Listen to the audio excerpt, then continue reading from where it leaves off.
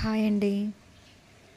ఒకరికి సాయం చేసే ధనం లేకపోయినా పర్వాలేదు, ఒకరిని మోసం చేసే గుణం మాత్రం ఉండకూడదు. ఒక కాకి కోసం 100 కాకులు ఏకమవుతాయి, కానీ మనుషులే 100 మంది చుట్టూ ఉన్న ఏకాకిగా జీవిస్తారు, ఒంటరితనం అనుభవిస్తారు. రెప్పపాటు క్షణంలో తలకిందులయ్యే జీవితం ఇది. తప్పుకి ఒప్పుకి అర్థాలు ఎప్పుడో మారిపోయాయి. నీ మనసుకు నచ్చనిది తప్పు, నచ్చింది ఒప్పు. ఇదే నేటి ప్రపంచపు నీతి. అందరూ మనవాళ్ళే అనుకో, తప్పు లేదు.